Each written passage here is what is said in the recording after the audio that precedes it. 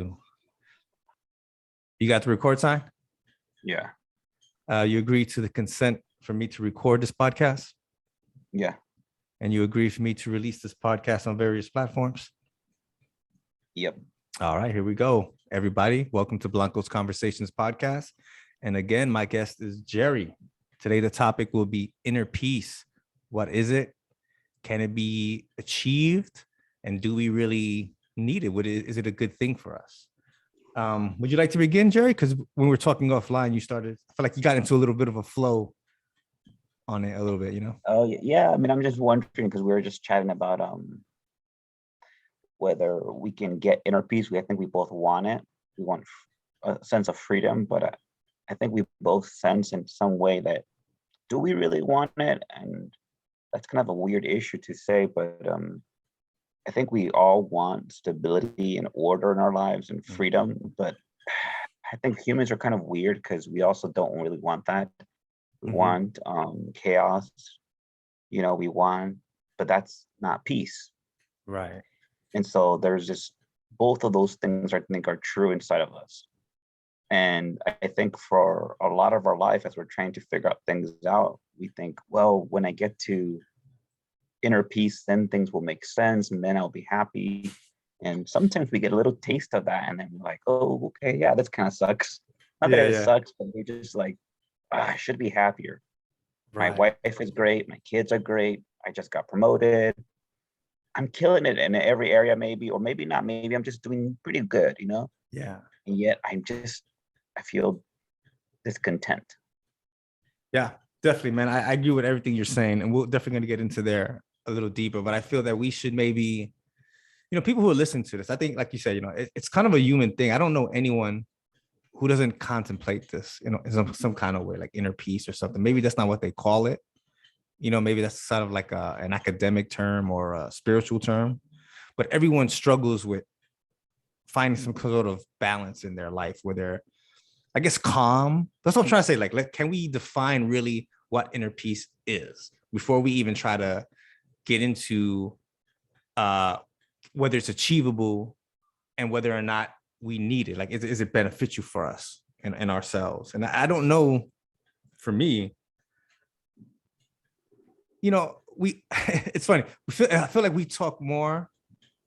Everyone wants world peace, right? But do we need inner peace? Is inner peace more valuable than world peace? I don't know. I feel like I'm getting off topic, man. I don't know, man. It's a big thing for me, man. Yeah, I think a lot of people want peace that's imposed, right? But they're not trying to fix the chaos inside of them, right? And that's kind of why I think a lot of people follow someone like Jordan Peterson. That's kind of his message. Right. Stop trying to fix the world and instead fix yourself. Yeah. Step one. Yeah, exactly. Obviously, it's not either or, but if you're going to start with yourself. Yeah. Clean your own house or clean your closet or something like that he has in his book. Mm-hmm. Yeah. And so that's, I think, a great message. What do we mean by inner peace? So, I don't know. I don't know either. All I can do is think stereotypically. And I think stereotypically, I imagine a sense of contentment. Like, I don't have to do anything. I know who I am. I know what life wants from me. I'm doing what life wants. So that's being on the path, right? But then that sounds a lot like purpose or meaning. It also sounds like there's something external telling you what you should be or what you do need or whatever, instead of it coming from you. Well, it could be a fit with the external, right? It could be like, I feel they're in sync together. Okay. Exactly. So it's not so much a system that's telling me you're doing well, more like the universe says like, hey, you're on the right path right now. There's that guy John Bernanke. He has an entire course on this where he talks about that, of how the word sin means it's using the metaphor of a bow and arrow, right? You shoot an arrow, and when you sin, it's when you've missed the mark.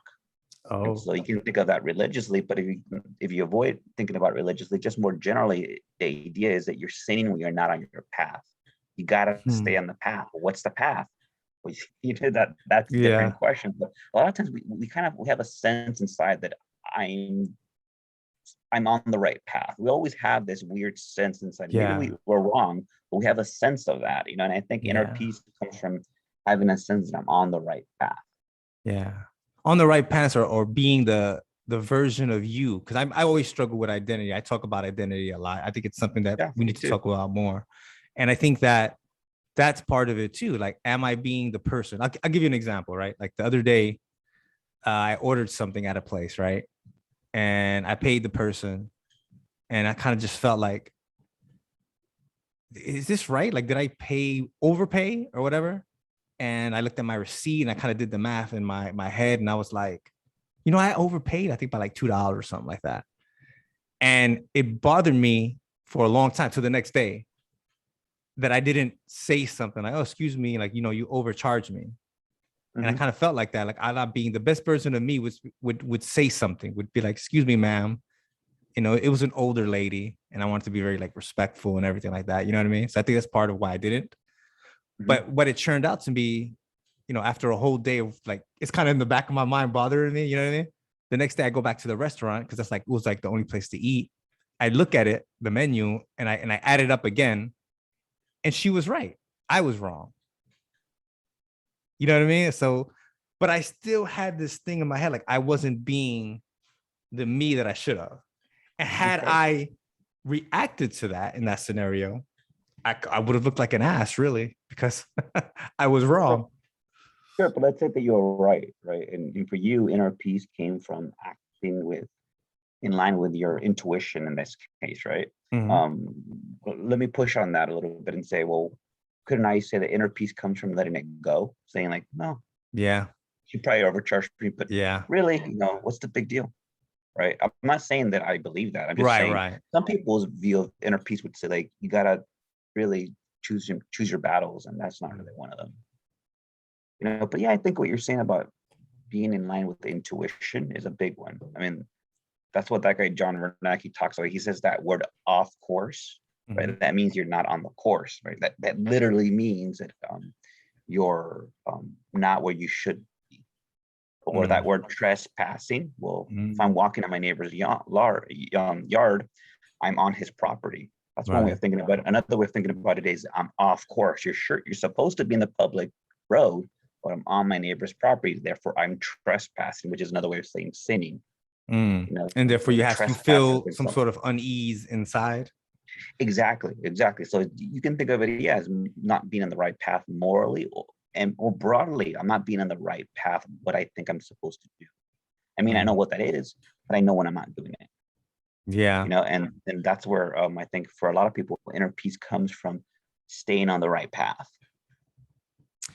Yeah, I agree with that's a part of it. It's just one of those tricky things. It's one of those abstract ideas like love, like what is it, and stuff like that. With the scenario that you gave, I don't know why this popped into my head, but I was thinking about being on the right path. Am I who I am? Society puts a big pressure on you. You know what I mean? To be a certain way, and I feel like potentially, if you're being told externally, it's an external force coming on you to be a certain way, but yet your inside is saying, okay, let's use homosexuality back in the days for years, right? Society was telling them that that's wrong. It's not the way you should be, but yet they felt like it was right. You know what I mean? Like, it's just, Mhm. how would someone reconcile that type of difference? Because in a world, let's just say, where it's not acceptable anywhere, this certain thing that's on your mind, then how would that person be able to achieve inner peace? By just accepting it and then living a lie, I guess, in a way? Or Yeah, I you mean, know what I mean? maybe not living the life, but you gotta cut that part off or not feed it, and that's why I think. I mean, it goes back to this idea of a shadow, right? It's Mhm. like you're a mixed person. You're both A and B, Mhm. but society doesn't value B. In fact, it says B is not helpful for us. Wow. You got to be a productive member of society. You got to be an A. And so you end up putting that B part of yourself into this shadow part of your mind. Mhm. And then the idea is that later on in life, when you have when you have peace, you can finally go and revisit and integrate. But before we get into all that, what I want to talk about is that a good thing? Because when you hear like, oh wait, I'm denying myself, I'm Yeah. not, that sounds bad, right? Yeah. Society kind of needs people to deny themselves, you know? Yeah. Yeah. Sometimes Oh, sure. society needs you Sure. to say, no, Those you can't have that. impulses. Yeah. Yeah, and society rewards people for that. And again, is that good or bad? It sounds kind of bad, but why? Society needs people to wake up in the morning who say like, no, I'm not going to give into my impulses. Yeah. I'm not I'm gonna going go to kill go my and next work. door neighbor because he Exactly. started his lawn and woke me up. You know what I mean? Yeah. Exactly. Yeah. And so it's not easy, I think, to say, does society require me to divorce myself from myself? Yes. Is that a good thing? I don't know if it's a good or bad thing. I think it has its time and place. Sometimes you need to let a part of you come out, Mhm. and I think once you do have a little bit more order in your life, I think it's the responsible thing to do is to rediscover that part of yourself that you abandoned as a kid or Mhm. as a teenager or that your Right. family didn't allow. Yeah, sometimes you cut off things that are perfectly fine. So for instance, my dad is against art or in creativity, right? And so I'm like, okay, I'm not going to be creative. I'm going to be very practical. Mm. Yeah, I think we can agree that that kind of sucks, right? But Yeah. I think you got to take it from a case to case basis. We can't say that divorcing yourself from yourself is always bad. Mhm. We don't, society doesn't need complete people. It needs a certain type that fits a mold. And you do that for the first 30 to 40 years of your life. And if you're lucky, you can revisit the parts you left behind. Yeah. That makes a lot of sense. And that's why I wanted to do this topic because it's really it's broad, man. We could probably talk about it forever. But I like that idea, right? Because so it's not it sounds like you're saying it's basically not one thing that fits all for everybody. You can't have one definition to say this is what inner peace is for every person. And that's why it's difficult to even say something like, who am I? What's my identity? A Oh lot of God, I times what know. we mean by that is, who do I want people to think I am? That's Sometimes another we one. mean, sometimes we mean, what is this quilt that I'm going to sew, right? So Uh-huh. maybe when I was, 20, I used to cheat on a lot of women. And then when I Uh-huh. was 30, I stopped doing that and I found Jesus Christ. And then when I was 40, I became a drug addict, right? Wow. Well, a That's an narrative interesting makes life. I want sense to of talk to that guy. that's definitely not me, but I mean, we all Yeah. have this, incoherent life. Uh-huh. We oftentimes put a narrative around that because we want to feel coherent. We want to feel like our story took some twists and turns, but it's going somewhere, right? And we make Mhm. up the story about how, well, I used to be into women, but then Jesus saved me, and then the devil attacked me. Like you're making up that narrative. The Yeah. reality is you're just a chaotic mess. You Yeah. don't even Yeah. understand yourself. And so is it that? And so I think for me, identity is really about figuring out um, uh, who you want to be, Mhm. and what's in your shadow and what you're gonna let out. Yeah. Yeah. So in that model, right, which I agree with, I think you're pretty much on the mark with that model. It still begs the question though, like we understand that it's many different things to different people, and probably like it's even if you find something that works for you, that doesn't mean that that model will work for you forever. It's probably gonna have to keep changing. It's probably a thing that's forever changing. But Mhm. even with that, like still, how does the individual figure it out? Like what's the process, if even if we can come up with one? Like for me, I would think about if I had to prioritize things, right, it would be my family would be number one. um I would say maybe work number two, because that allows me to provide for my family, right? So I want my family to be happy is one, have the things that they need. We talk about security, talk about food and stuff like that. But also I want my relationship with my family to be good. Then work, I want to keep my job, get paid a certain amount of money to keep my family in that way. But I also want work satisfaction, right? And then there's me. The next priority after that would be like the individual and all the different things that I want to do. And Mhm. then trying to boil that all together so that it works. I think it's a really difficult thing to do for me. Let's just use me as an example. You know what I mean? To Okay. kind of like get some kind of clarity on what we're talking about. it's hard. I mean, I don't deny that. I think that's the thing about it is that I think we assume that it's supposed to. I'm not saying you assume it, but I think maybe we assume it that it's supposed to be easy. I don't think it is. I mean, I think a lot of times people say, I think where people get in trouble is they think, I'm going to get a really, really good job, and then I'm going to find a really, really good wife, and then I'm going to have a really, really good marriage, and then kids, and then I'm going to fix this, and then I'm just going to keep building up momentum. And then once all those things are stable, and then I'll take up a hobby, and then I'll do this. I think that's problematic simply because you're denying parts of yourself at every step. And it's not until you have all the steps that you can finally, you know, get the things you actually care about. I think you should be exploring who you are, your hobbies, your interests all along the way. I think that's Mhm. what you're doing. But the problem Right. with that, if you want to call it a problem, I don't think it is that it's Right. hard. It's Yeah. hard to balance things. But Yeah. to me, it's like, what's better, that or some guy who just lays on the couch and does nothing all day? You know, it's Or like, the guy who does the opposite, who just works at one singular thing all day. You know what I mean? His career or whatever. yeah, I think it's supposed to be hard. And I think filling up our time, you know, they say idle time's the devil's playground. I totally believe that. You know, I think you need your time filled. Work out, go hang out with friends. Mhm. That's all meaningful to me. Explore your hobbies. You know, take a walk. Be mindful. But laying on the couch is not. It's a very passive thing, and I think, especially with men, being passive is very deadly. So yeah, I think it's what you're doing. For instance, it's a great model. It's hard, yeah, by design, as opposed to what easy. It's not supposed to be easy. I think. Yeah. I I get where you're coming from. And I think intrinsically I kind of knew what you were saying, but it's good to like talk to someone and get it out there, verbalize it. Hmm.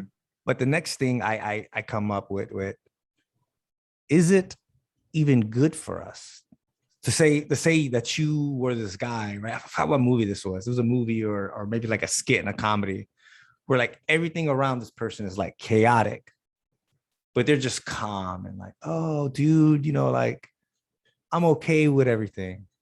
I don't, that's great that you feel great about everything. You have that calm or happiness or tranquility, that we all want to kind of have from inner peace. But now I guess I'm talking more about the outside world, right? Because I could be like, my baby is crying, but I'm okay. I'm just gonna ignore it and not do anything about it. You know what I mean? Like we still have to the process of finding it within yourself, but now the process of the individual within some sort of structure outward, like your family structure, your work, the society in large. I could see where a person, this theoretically, maybe I'm taking it to an extreme, but I could see where people just don't, because I'm there sometimes. Like I watch the Hmm. politics or I watch news sometimes, which I try not to do because it drives me crazy, right? But then the Hmm. argument is, but you're not a part of society. So if you're not part of the solution, you're part of the problem. I guess is where I'm getting at. But for me, I find more happiness and peace sometimes detaching from society in other things. Not really my family, although people could make the argument that a lot what I do is I write, I do this podcast stuff like that. That's time spent doing something else other than work or family or something like that. You get where I'm coming from? Yeah, I mean, I think it's yeah, because I feel like we want to be connected with what's going on in the world, but that's impossible. It's just going to be really unhealthy. I don't know. Personally, where I struggle with is rejecting narratives. Like Mm-hmm. I'm very against narratives, and so the news is a narrative, politics if they're narratives, Yeah. And so what I try to do, which is ridiculously hard, is to stay mindful and present in reality. But then I think, okay, but narratives are not bad. You just have Mm-hmm. to choose what narratives you choose to engage in. Yeah. And so when But there's a I'm consequence present, to that narrative too, though. mhm, It might yeah, go against the norm, and now you're in some sort of problem. yeah. I mean, if you follow the dominant narratives, you feel a sense of a connection with people. Like, yeah, people believe what I believe. Like, Mhm. like I tend to, I'm not politically neither left or right, so I don't Uh-huh. really feel a home. And I feel like a lot of things I just don't care about. And when people say, oh, they're sure about this shooting or how they killed this man, I'm like, I don't know about it. Right. People look at me like, how could you not know? How could you not Yeah. care? You know, What's going I on just in don't like the narrative. Afghanistan or Yeah. other things? Yeah. Mhm. Yeah, I don't really care. And so for me, it's about not attaching yourself too much to these narratives, choosing the healthy narratives to support, like the narrative that, hey, I was an alcoholic, but now I'm going to do better for my family. Mhm. That's a positive, healthy narrative. And it's about realizing that you're swimming in an ocean of narratives, stepping outside of that ocean and saying, I'm going to swim in that pond and not that pond, as Mm. opposed to just letting them hit you, constant narratives. And Yeah. so, yeah, I mean, for me, it's that's how I find balance in that, is just choosing what narratives I want to immerse myself in. Yeah. So how do you deal with when you choose a narrative that's not maybe that popular? You know what I mean? How do you cope with that? Because there's consequences to that. Mhm. A narrative. Let me maybe give you a concrete example so that I can think more concretely here. Yeah, yeah, sure. So for instance, this COVID thing, right? Okay, Mhm. It's a we good talk one. about a It's a good controversial one. one. Yeah. Do I think this vaccine? Should I take this vaccine? Is it healthy? I have no idea. The one narrative is that, of course, scientists have been doing this through peer review process. They've been validating it. Who the hell are you? You're not a bioscientist. What do Right. you know? The other narrative is, oh, they're trying to poison us. This is Bill Gates' way of controlling the world. you Yeah. know, Yeah. Let me and get the it's like, aluminum foil and wrap it around my hair real quick. yeah, and it's just like, part of me feels like either camp has a narrative. If I go to Uh-huh. what the Bill Gates is, the double camp, fluoride is terrible. They're making the frogs gay. The whole Alex Jones thing. You never heard of this? Making the frogs gay? Yeah, the fluoride goes down the drain or something and makes the frogs gay. Yeah, it's just Oh one of my those things God. that I'm just Oh my like, God. or no matter what, you're going to be hit with a group of people who say join my group. And so Yeah. really, what I just do is I feel sometimes incapacitated for action. Mm. So right now, have I taken the vaccine? No. Am I going to? Maybe. I don't know. I have no Yeah. reason why to take it and why not to take it. The reason Uh-huh. why I haven't taken it is because it takes effort for me to take it. And I Uh-huh. don't want to expend that effort, not Right, on that. right. So I have nothing against it, nothing for it. And so I become incapable of action sometimes because of Yeah. that. Yeah. Uh Paralysis through analysis, I guess, is kind of like what you're talking about. Yeah, it's through analysis, and just I don't a narrative is kind of like oil that greases the path a little bit. I have no oil. So part of Yeah. me is like, I don't feel compelled to go one way to take it or not take it. I'm not gonna go out there and protest against the vaccine, nor am I gonna take it. Right. And I'm Taking just sort of not a the kind of neutral stance. Are you comfortable with that? Is that okay for you? Like, no, I'm not comfortable. yeah, I feel that's the out of the loop. I feel, am I missing something? Am I hurting my family by taking it? Am I hurting right, my family by not taking it? That's right. gonna happen in the mind. It's very stressful. It's And that's very the thing. I think stressful. sometimes just choosing one, whether you're not 100%, just making a choice helps. You know what I mean? It does, or thinking that you had a choice, right? So Right. if they force you to take the vaccine, and if I say, well, I'm going to take it, but it's just for my family, right? Mhm. I've given myself that illusion, and that helps. But at this point, there's no reason for me to take it. So I'm not really moving towards making a decision. But yeah, Yeah. it's not a comfortable place. Yeah. So with everything that we're saying, to be honest with you, it made it sound like inner peace is damn near impossible unless you have some sort of mental illness where you could just black out everything. You know what I mean? Everything that doesn't fit what you want and whatever. You know what I mean? Like, I don't know. Yeah, I see. Maybe we should ask the question: when do we feel inner peace, and what are we doing in those Well, see, moments? that was going to be the next thing. Like, I think that momentarily, I have moments that I feel Yeah, at me too. peace. Yeah. Me too. But I'm never There are in a no state of constant. And if there's no Buddha, there's no Zen masters around me. I don't know Mhm. anyone like that. Same with me. Yeah, I don't know of anyone who walks around and with peace. The people who presumably are the most peaceful, they're working hard. These Zen masters are disciplining themselves. That's These true. Mother There's a lot of Teresa's effort are, in what they do. Yeah. yeah, they're struggling with their faith and suffering. So yeah, I don't know. I felt that in moments, but I've never been in a state in my life when everything was peaceful. And the times that have been peaceful, as we've been saying, or I should say orderly, Mm-hmm. yeah, I just feel discontent. Yeah. But yeah, I think mindfulness for you, I think you said this before, right? But I think for me, yeah, mindfulness is what really helps. Yeah. I try to do, and talking to God for some reason helps for me too. Like I do the breathing exercises and mindfulness kind of like for anxiety, but for like to feel that, is this another void? I don't know what that void is. And maybe we could talk about that a little bit about, which is why I talk to God. And I think what that void is I think that the meditation for the anxiety is sort of like the Band-Aid. We're like, okay, the patient is bleeding, we need to stop the bleeding, right? That's step one or whatever. Then step two, me talking to God is sort of like, okay, where's this, what's causing the hemorrhage or whatever, right? Let's get to that. So I guess the first part's sort of like a tourniquet.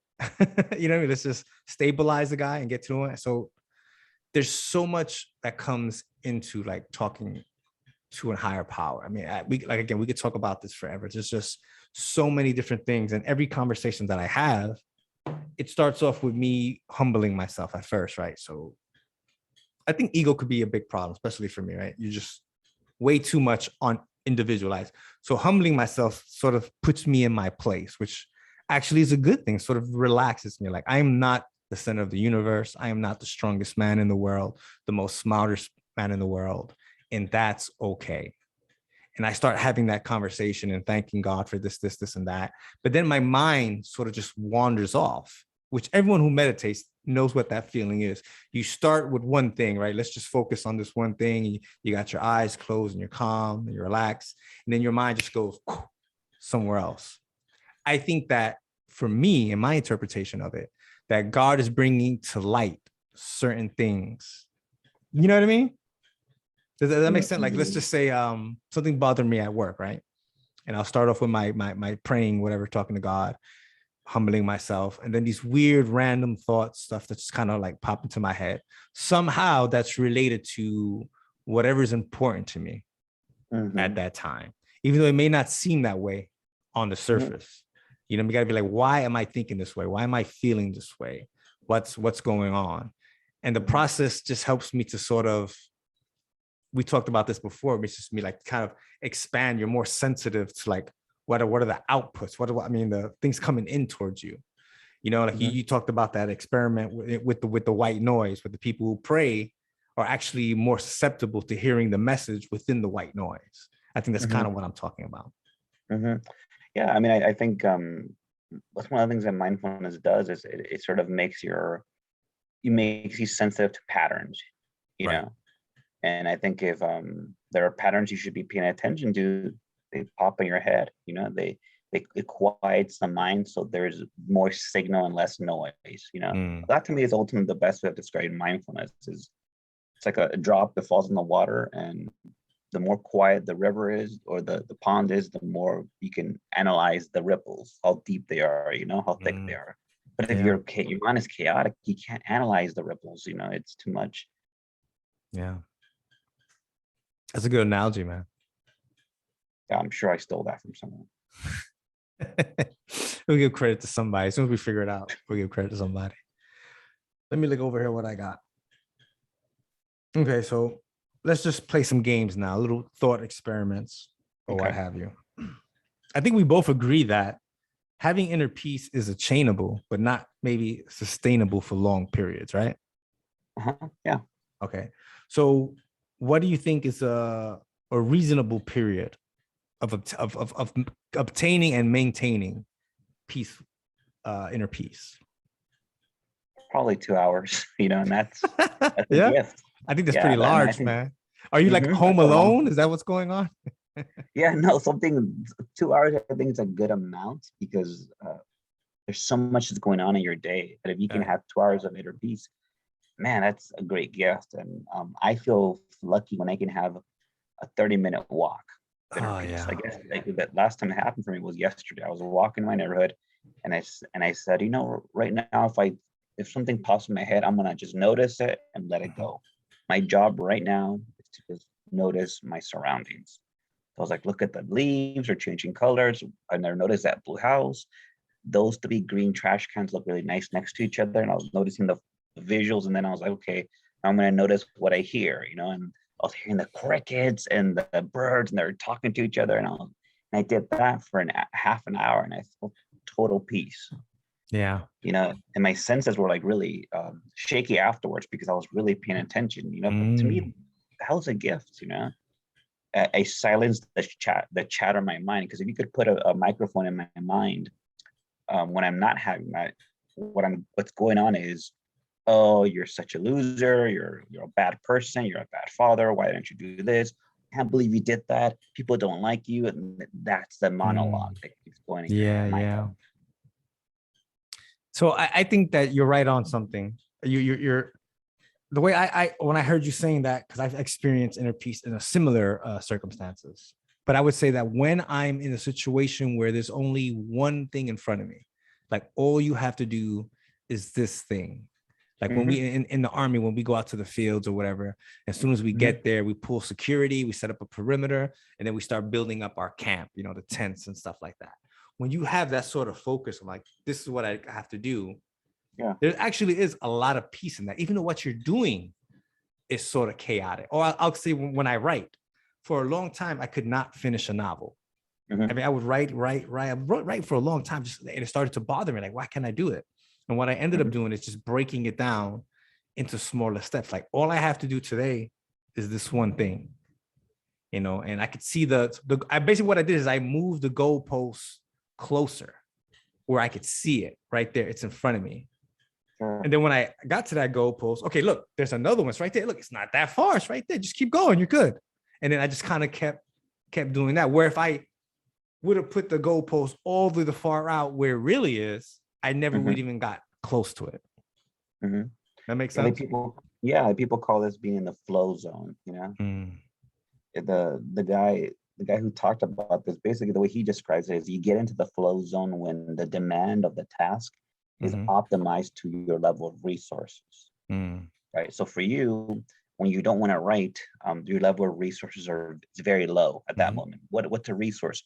It could mean your motivation, your time, your patience, whatever, your confidence. Your resources are very low. But if you say right. today, just one paragraph, well, the demand is not, it's low, and the Mm-hmm, resources are low, so you're optimal. And another day, when you've got medium resources, if you give yourself a low demand, you're gonna get bored.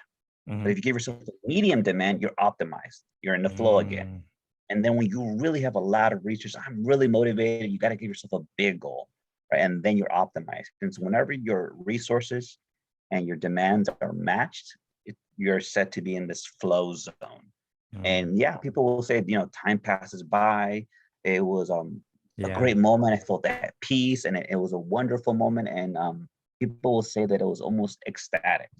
And, Right. and when they interview people who are in these flow zones, when they ask them, so what were you thinking about? Were you thinking about your past? No. Were you thinking about your future? No. Were you thinking about your identity? No. I was Not thinking about any just of thinking that. about the task. Yeah. And that to Yeah. me is the most fascinating thing about that work, is that peace comes from work, Yeah. not from identity, Yeah. not from narratives, but Yeah. from work, from being totally immersed in this one thing. Yeah. That's the weird thing about that work, is that we spend so much trying to find leisure, but leisure doesn't give peace. It gives pleasure perhaps, but it doesn't bring peace. Peace comes from Wow. optimized work. Yeah. Yeah. I see what you're saying.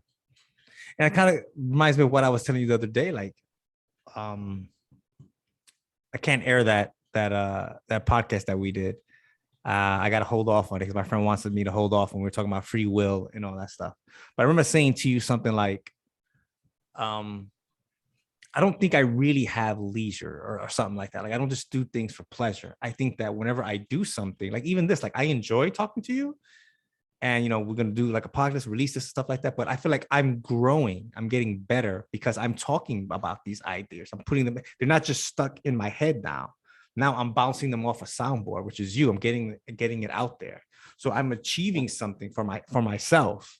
You know what I mean? It doesn't matter what I do. If I watch a movie, I don't just watch a movie for pure entertainment. There's usually something I'm getting out of it. The movies that I enjoy or stories, they enrich me in some way. You know what I mean? Like I think everything I do is like that. I mean, Oh, that's sure. just the way I'm built. Yeah. Yeah, that's what I've done lately. And it's gonna be a terrible example, but did you ever watch that show Dawson's Creek? No, but I know what you're talking about. All right. Yeah, I never watched it as a kid. I always thought, oh, that's a white show. I just never watched it. But Yeah, a yeah. friend of mine who, when a year ago, she recommended I watch, and I was like, oh, this is so corny. I don't want to It watch was this very teen popular drama. though. I know that. So there's got to be It something about was, it. Yeah. it was, and it's not that good actually. But I watch it anyway because I'm always taking something because it's always in some small way mirroring me back to me. Oh, Yeah, this reminds me of that one time you did this, and then I'll mhm. analyze that. Right. And I think that's what a lot of life does, and I think that's what conversations do, and that's what journaling does. That's what Uh-huh. talking to God does. Is it Yeah. mirrors you back? Mhm. Just like emotions, and we've talked about this before, right? So you're having a hard day, you're pissed off at your wife because she said you're a lazy man, and that made you feel like, what the hell, that pissed you off, right? And if I Right. just Yeah. validate your emotion, I'm like, dude, that sucks. I can't believe she said that. Yeah. Why would she say that? That's such a rude thing to say, right? Yeah. Yeah. I validate your emotions, and what that does is it mirrors you back to yourself, Mhm. and it allows you to correct that if you choose to. Mm. Yeah. So but I mean, kind of goes back to what we were talking about earlier. You, if the image you get back, if we use the analogy of a mirror, right? If the image you get back is correct, then I think you have the potential to achieve what you're looking for. But I also Mhm. believe that things can be distorted too, right? You ever talk about, let's give the example of guys dating women, right? And Sure. she's laughing at all your jokes and blah, blah, blah. And you're thinking you're reading the signs perfect. And you go in to make your move, but it turned out it wasn't. You got it. You got the signals wrong. You got the image, the reflection back wrong. Or the person is either you interpreted it wrong or the person sent you the message wrong. You know what I mean? I think this happens a lot. I think this is part of what I struggle and other people struggle, what it is. How do we know what we're seeing? I think of a kid being bullied. Let's use that analogy too, right? They're being told, hey, you're stupid, you're ugly, nobody likes you. And they internalize that and they start to become what that negative image being sent to them is, where they're really not stupid, they're really not ugly. But if they start to see that all the time, right, they internalize it, they become what that is. And I think that's an issue with when we talk about this right here. Yeah. But I wouldn't, in those examples, I wouldn't call that mirroring, because when the bully comes up to you and says you're stupid, you're an idiot, or whatever, he's not mirror. You didn't give him anything to mirror. He's imposing upon you. Right. And that's not what a mirror does. If I showed a mirror to you right now, the demands that we all have of a mirror is that it reflects back reality. Right. But how do Exactly you know how it what I'm saying is, how do you know when you're looking at a mirror and something else? like what? Whatever, like you said, like the bully example. How do I know? So if I talk to you, right, you're not a bully. You're my friend. So when we talk, I know that you're mirroring me, right? And I'm getting that input that's coming from a mirror. How do I know when I talk to the other person, the bully? Like, why do I put more? Why do I call yours a mirror and him not a mirror? How does the individual differentiate from that? Oh, well, I mean, I think when you have a relationship with someone, they know a little bit more about you. And so you give them a little bit more credit that whatever you're giving me is reflecting me.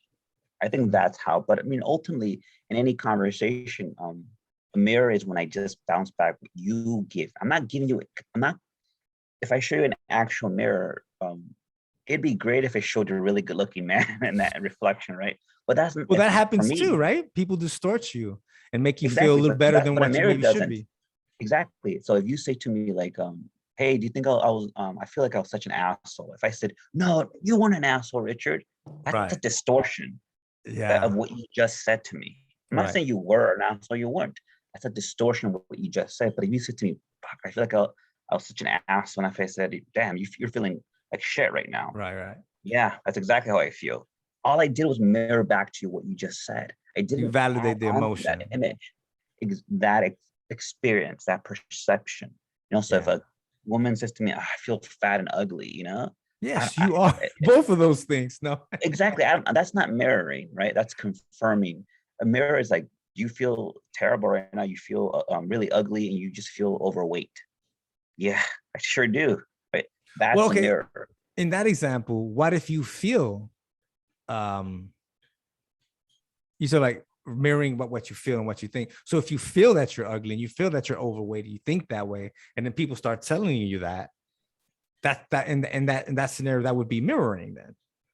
It would be mirroring, but mirroring is not. If a woman says I'm fat and ugly, you sure are. That's not mirroring.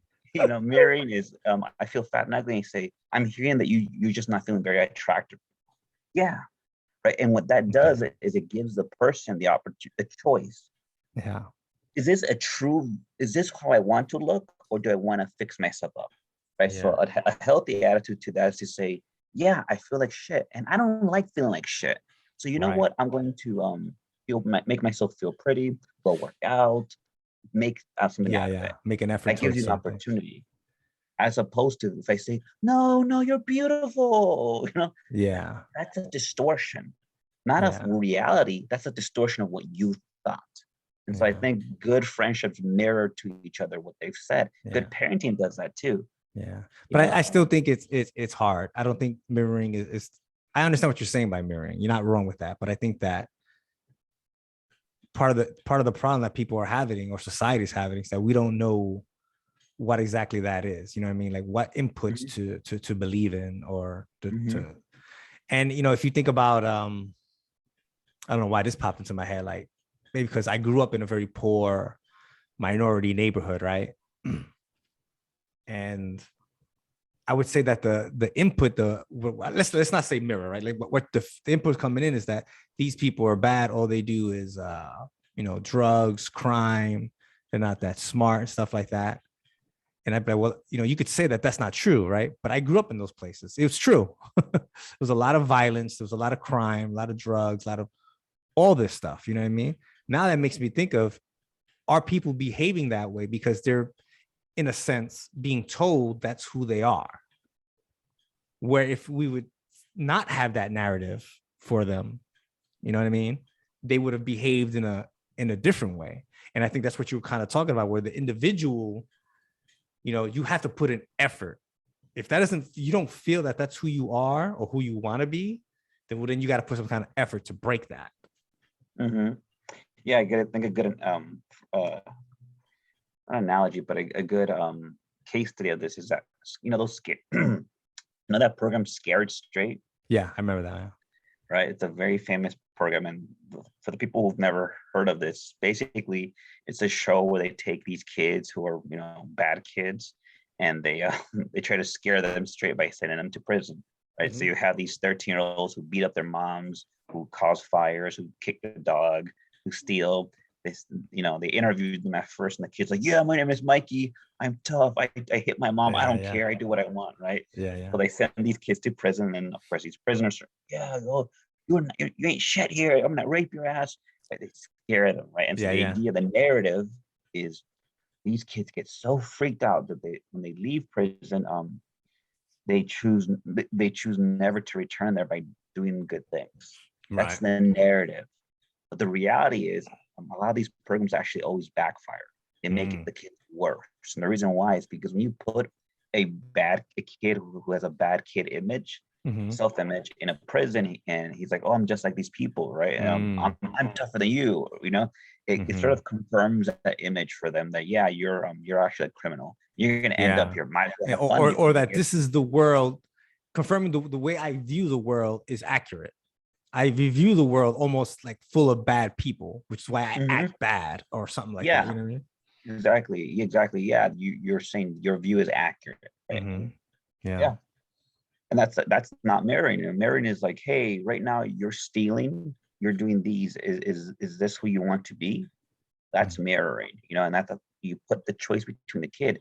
are you the kind of person who hits their mother? Is that the kind of man you want to be? And that's the mirror. It's like, I'm not telling you you're a bad kid. I'm just telling you what you Reflecting back do. to them in that scenario, reflecting back to them what it is they're questioning. Mm-hmm. Am I bad? Well, are you bad? I don't know. You know what I mean? Yeah, exactly. And a lot of people don't, they just sort of fall into that. They think I'm a bad person, but when you pause and you say, here are the things you've done. Is this the kind of person you want to be? I think people surprisingly don't take a lot of time to reflect on who they want to be. They just do, Yeah. Well, I think these questions that we're asking, or at least that I do on this podcast, are very difficult to people. People want to live in ignorance. They don't want to ponder these things. For a lot of times they say, well, there's no answer. And to me, like, it's not about the answer. It's actually about the question. You should be asking the question, and thoughts are generated. Yes, you do not get an answer, but what comes from the process of asking that question, trying to, treat that Joe, you grow in some kind of way. You achieve some sort of inner awareness or enlightenment or something. You know what I mean? And the more people you share this conversation with, this doubt, this debate, I think the input. So I'll give it an analogy of like when I write something, or anyone could create some sort of art, right? You've heard of like movies where they do the test screenings, right? That's sort of what they're doing, which is saying, look, I created this thing. Let me put this out here. And I think it's going to be something, right? I think it's going to be X. And then you get the input from the people at the screening. They go, actually, you weren't X. You were kind of more like a Z. And now you get the chance to adjust. And then you screen it again, right? You make some changes. Oh, it's closer to a Z, but I mean, an X, but you're still not X yet. You know what I mean? Like, that's kind of like, that's why I don't like cancel culture. That's why I don't like this whole don't let people talk or attack on freedom of speech. Because I tell people all the time on this podcast or when I meet them, let people talk. It's how we figure shit out in our head. Even if they're saying what they're saying is so like dumb, like let's use racism. I'm a racist. I don't like Jews. I don't like blacks. I don't like Latinos. Let that person say it and talk to people. Well, why don't you? You know what I mean? And I guarantee you, the more they talk about it, and they don't get confirmation bias. So I mean, like, this is not in a bubble, which everyone feels the same way. The more you're exposed to other people with different thoughts, the more you realize that people, those ideas and beliefs can't exist. They're dumb. You know what I mean? Yeah, I think so. I mean, I think the reason why people change their minds is because you're not attacking them anymore. So you say like, yeah, I hate black people. Like, oh, you hate black people? Tell me about that. Yeah, because I hate them because they're all leeches. Oh, you think they're leeches? Like, oh, why do you feel that way? Like, oh, because of these experiences. Right. And since you're not attacking me, you're just listening to me. Like, okay, I finally feel like someone's listening to me. Yeah. And I can finally let go of that defensive posture, and I can say, you know what? That was bullshit. I don't actually hate black people. I was just pissed off. This black cop, and I don't know why I thought that. When you accept people, they can finally really analyze what they actually believe, as opposed to if you said, "What? You're a racist? How could you believe that?" Because of these reasons, you dig your heels in, and that's what mirroring and acceptance and validation and listening and relationship building. That's what respect. That's what all these things do. They make the person feel seen. Like someone's actually allowing me to be a human being and be full of mistakes, and that's okay. And I can correct myself now. Yeah. And being a parent, like me and you, like we could see that we're a parent, a kid says something, and you can see where a parent goes, like, well, that's so stupid. And now they think that their thoughts and their feelings are dumb and not worthy. And they just start getting resentment and all kinds of stuff. And I'm like, you gotta let this happen, man. You just got it's a process. Yeah. The whole thing is how do you make someone feel real? That's sort of, I think, like probably the next mission for the next 5 years of my life to figure out for myself. How do I make other people feel real, and how do I make myself feel real? But I think one of those ways is just making them feel like you're hearing them, Like, I don't have to agree with you, but I'm listening to you. You're a real person. You're worth my time. I'm nodding, In therapy, if you just nod, I go, I'm showing interest. You're like, what? I'm not a ghost. Like, I'm a real person. Like, yeah, you're real. You're worth my time. People, it's just it releases some kind of they're free to finally make a decision, crying out loud. They can choose what they want. Okay, let's start to summarize all this up, wrap it up. We got a few Okay. more minutes left, maybe like 10. Um, do you think we accomplished our goal of determining what inner peace is? To sum it up, but yeah, I guess in part is it can happen in little bursts. It seems to Uh-huh. happen when you immerse yourself in something that's optimized towards you. It happens when you're in the reality on the external environment. And yeah, I guess it happens when people make you real by accepting you. Mhm, mhm. Those things I think bring inner peace. And I think we both agree with that it is achievable yet not sustainable for a long Mm-hmm. time. Mm-hmm. And my reason on that is I think that, you know, it's part of the randomness of life. Like you don't know what's around that corner. You know what I mean? I'm not talking about worrying about what's around that corner. I'm just talking about that you will turn the corner one day. And so there's always going to be stuff. You know, sometimes I wake up in the morning. I love being real quiet in the morning. I have my cup of coffee, but I know at Mm-hmm. some point one of the kids are going to come in crying.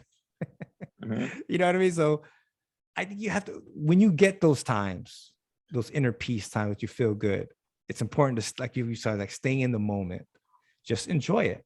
Because in a way, it's sort of like that's your time to recharge, Mm-hmm. recharge your batteries and everything. Would you agree with that?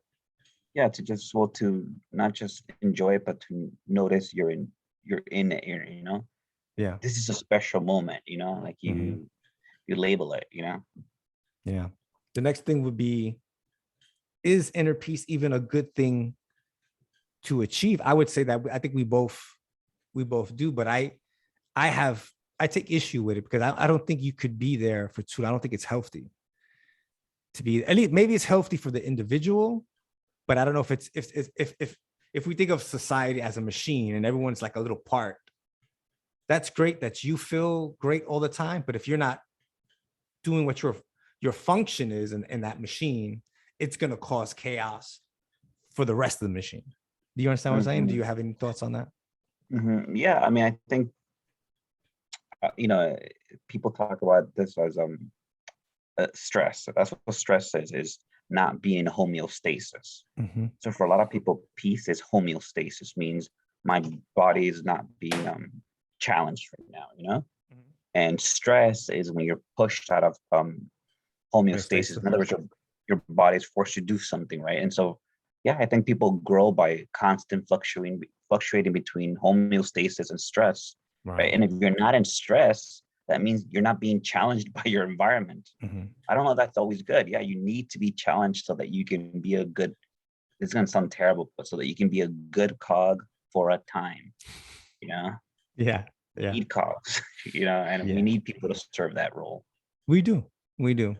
And we could have both. I think is what I would say to people. Like, well, I don't want to be a pawn. I don't want to be a cog. I think that, you have to really look at society. You have to question what society is. I think as a kid, I would do that a lot. I would go to a park that was a little bit more elevated than Manhattan, so I could actually see, like, if you're on a flat plane, whatever's in front of you is gonna block the view, right? But mine was a little bit higher, so I could see all the big buildings and stuff like that. And I'm like, wow, this is beautiful.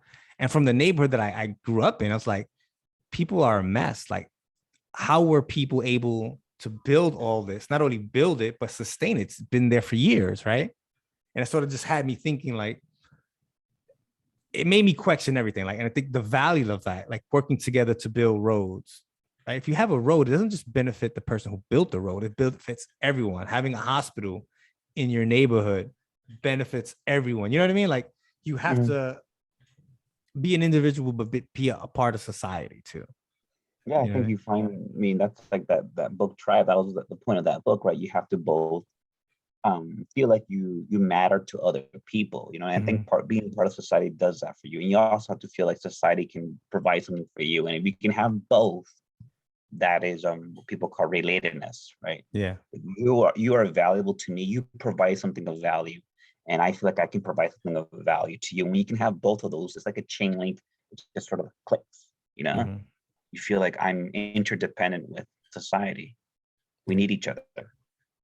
So I wrote down one more thing, just to be the last thing, and we didn't really get to touch on it because I think this conversation go on forever before we get to the next step. You know, an individual has inner peace or can maybe achieve inner peace. The last thing is, can we have true peace on earth? And that one, I don't. It's like like you're saying, like it's about. It's like you're in homeostasis, and then you're not, like you're stressed, right? Mhm. If you think about it globally that way, I mean, we think of peace. Oh, damn, we'd have to, man. We're gonna be here forever trying to talk about peace on earth, dude. Like, I don't know if that's even like achievable, and whether it's a benefit. Because I agree that even in the individual, you can't be at peace all the time. I don't think it's good. But if that's Mhm. true, then I'm saying that globally, maybe it's the same way. Maybe we need these bad things that happen, these wars or whatever. Maybe we do. I don't know. I'm not trying to say that that's. I'm just questioning. I'm not saying that I agree with Mhm. war and all the genocides and whatever that's going on. Sure. And true peace, I mean, yeah, if you're a religious person, you may say true peace comes from heaven. But I think people like C.S. Lewis were really interesting because he said that the greatest pleasure in life comes from longing for heaven, not necessarily attaining it necessarily, but the Mm, longing for it. right. It's kind of like when you're Thanksgiving, right? You're hungry, you want the food to be ready. You know, the question is, which is better? You eating the turkey or you desiring the turkey? Right. Right. You know, Right. it's kind of hard to say which is better. Yeah. They Yeah. both have their place, but a lot of times we spend so much time trying to. I want the turkey now. You're making me wait, and I hate that. Like, well, that's joy. You Yeah. know, Yeah. that's pleasure. Yeah. The Yeah. waiting part. You know, and waiting for heaven, waiting for peace. You know, that's actually that. Like you said, you need to enjoy peace when you have it. Well, you also need to enjoy the agony of not having it as well. I Yeah. think there's a joy in that as also. One doesn't exist without the other. Yeah. Yeah, yeah, That's and I true. think there's both the attainment and the desire are both great. Yeah. All right, Jerry. Running out of time. Thank you so much for coming on. Okay, take care.